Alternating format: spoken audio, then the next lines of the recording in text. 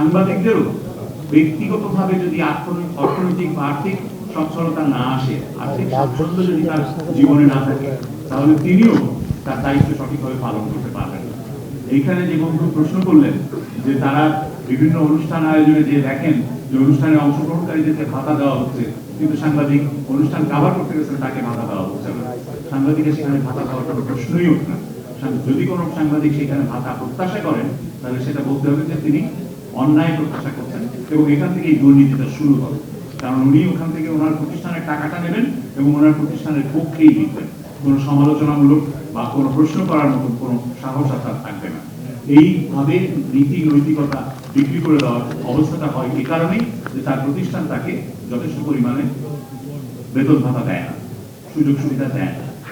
তিনি যে ওই অনুষ্ঠান খরচ যাচ্ছেন, অনুষ্ঠানে যাওয়ার জন্য যে তার যে খরচ, সেই খরচটা পর্যন্ত তার প্রতিষ্ঠান দিচ্ছে না। এখানে আপনাদের কথাতেও এসছে যে কার্ডের ব্যবসা হয়, কার্ড দিয়ে বলা হয় আপনি আপনার মতন করে চলবেন এবং খবর পাঠাবেন। খবর পাঠানোর জন্য তো তথ্য সংগ্রহের খরচ আছে। আর যে লোক সাংবাদিক হিসেবে কাজ করবেন তার তো জীবন নির্বাহ করতে হবে, তার পরিবারকে চালাতে হবে।